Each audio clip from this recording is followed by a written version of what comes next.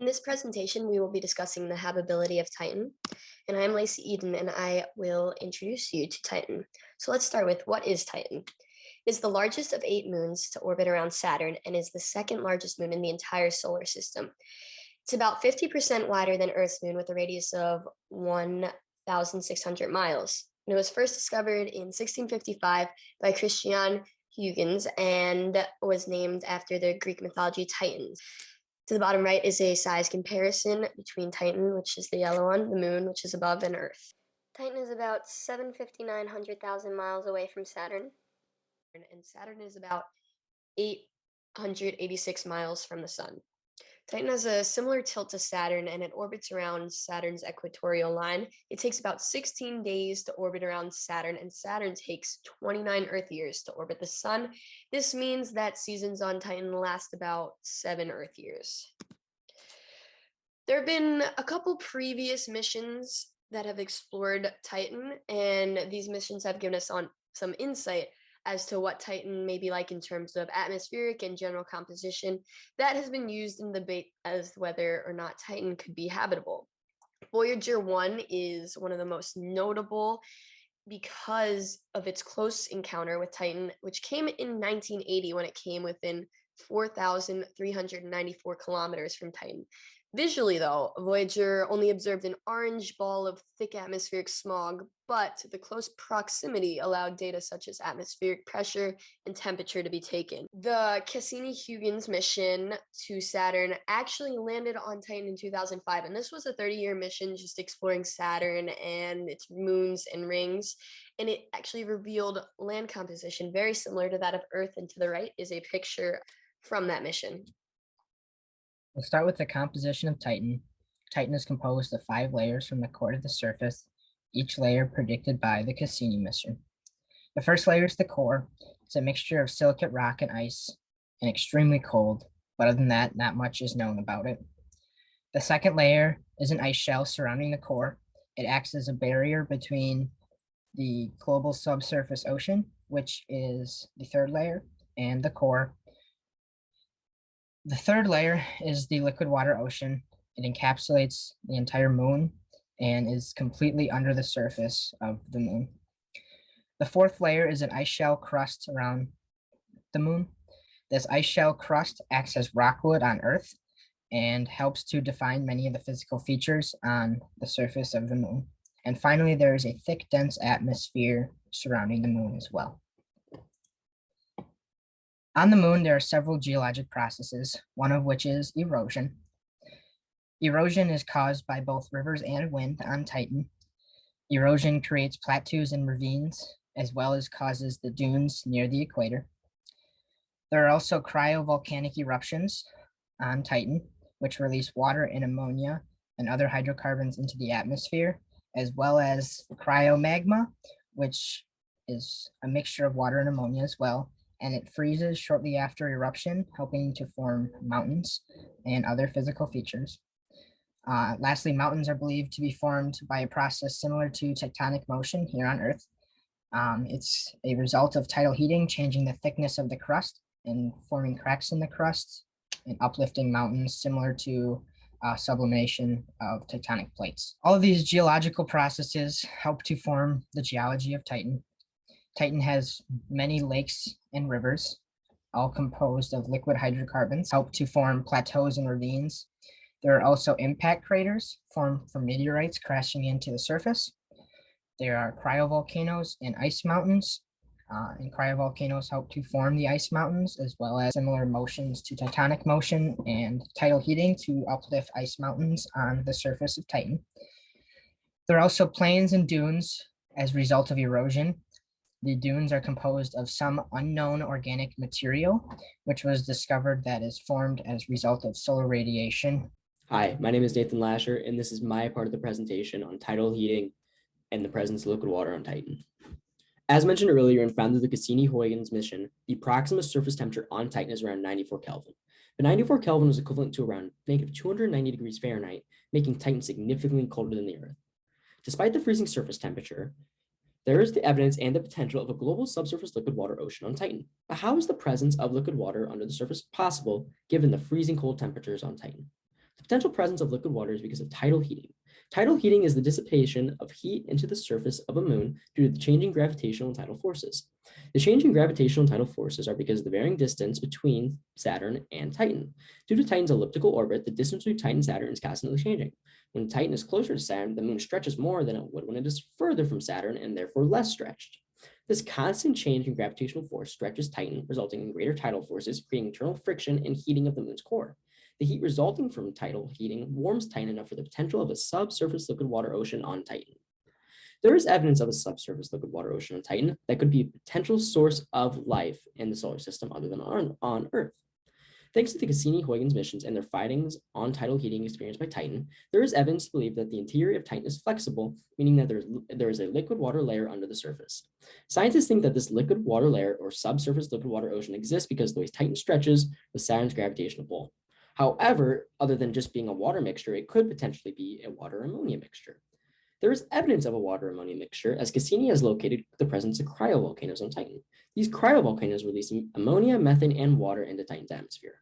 However, we still do not know the accurate composition of the subsurface oceans. But some scientists do believe that organic compounds found in Titan's surface and atmosphere are present in the subsurface oceans and potentially support life. But further information is needed to confirm the composition of the subsurface liquid ocean.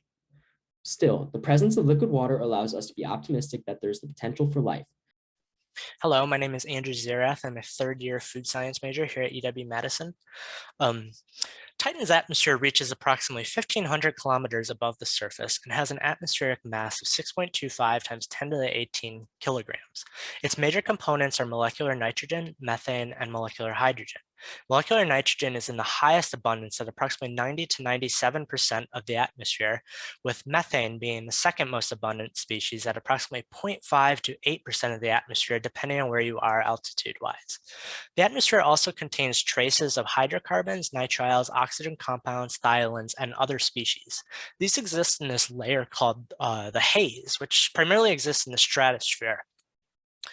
These compounds were created photochemically, so essentially high energy light is ionizing and dissociating the molecular nitrogen and methane of the atmosphere, producing fragments that would react with each other to form all of these compounds in this haze.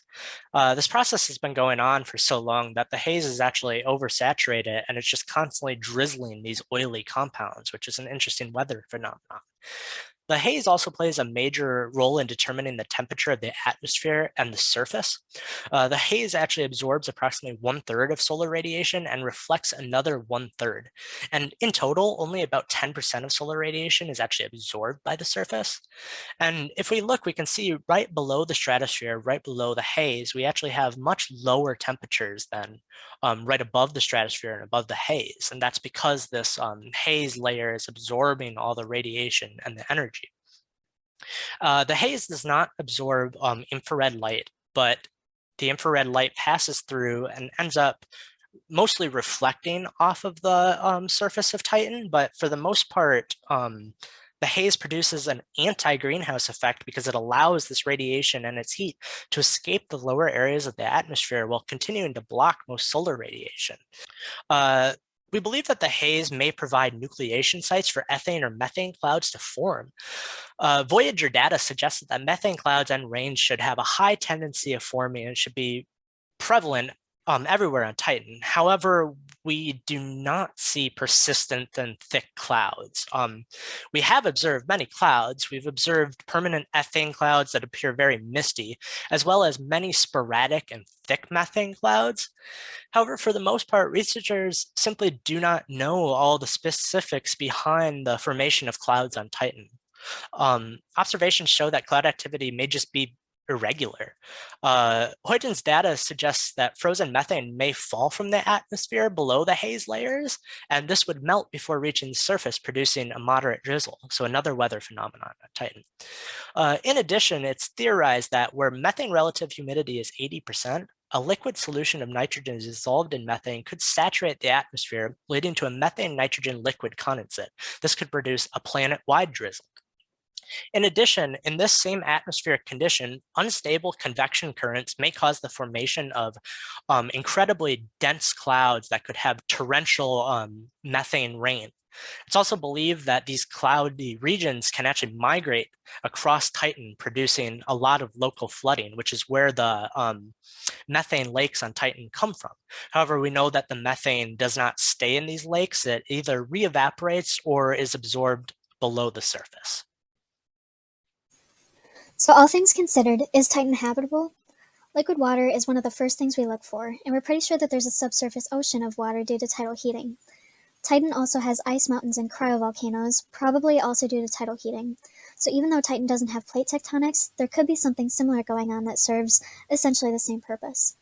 Titan's rain and lakes are made up of methane, which is interesting because water serves that purpose on Earth. We know that there's organic molecules in the atmosphere, but there could be other organic material in the crust, so Titan could already have the building blocks for life. Its atmosphere is thick and dense with mostly nitrogen, and the rest is methane. The atmospheric pressure is about 50% higher than Earth's, which actually isn't bad. The main issue is the surface temperature, because it's far too low to sustain cellular life. It could be warmer in the core, however, so microbial life could exist in the ocean underneath. It seems like Titan could be habitable, but we really need to learn more about its surface and its core to know what the conditions are actually like and whether our predictions about it are correct. So next let's compare Titan to Earth, since Earth has sustained life for billions of years. Titan is less than half of Earth's size. We believe that it has a subsurface ocean, while Earth's water lies on the surface. And while Earth has plate tectonics, Titan seems to undergo similar processes due to tidal heating that have essentially the same effect. Methane seems to serve a similar purpose on Titan that water does on Earth, but both worlds seem to have, to some extent, organic compounds that could become building blocks for life as we know it. Titan's atmosphere is thicker and denser than ours, but both are dominated by nitrogen. The lack of oxygen on Titan doesn't mean that there necessarily isn't or couldn't be life there, but it does suggest that life on Titan would need to be able to survive without it. And if life exists there already, it probably doesn't produce oxygen as a byproduct of photosynthesis. Titan's atmospheric pressure is a bit higher than Earth's at the surface and is probably higher in the core, but it's definitely still habitable for the life that we're familiar with on Earth. And finally, Titan is much colder than Earth, so any life there would probably be found in the subsurface ocean rather than the crust. So at first glance, Titan seems like a much different world from Earth, but the similarities could be just enough to support microbial life beneath the surface. Hi, this is Hannah, and I'm going to be talking about the future projects related to Titan. The main one is the Dragonfly mission, which will be launching in 2026 and arriving in 2034. Dragonfly is going to be a rotorcraft, which is very similar to a drone. Because of this, Dragonfly has the ability to fly to multiple sites within Titan for sampling. Here is NASA's animation image for what the Dragonfly landing is going to look like. As you can see, it's really similar to a drone, which is just going to be really useful in being able to explore different parts of it, because it does have very distinct environmental differences. There's dunes, there's places where like lakes and rivers and oceans seem to have been carved out by methane. So it's just a great way to explore all of that. And what they're going to be doing is sampling for potential chemical biosignatures, tracking the methane cycle, really just exploring. They're going to be looking for any potential for early life. And their final destination on Titan is the Salt Crater, which is a place where former liquid water may have mixed with surface organic compounds, which may or may not have led to life at one point on Titan.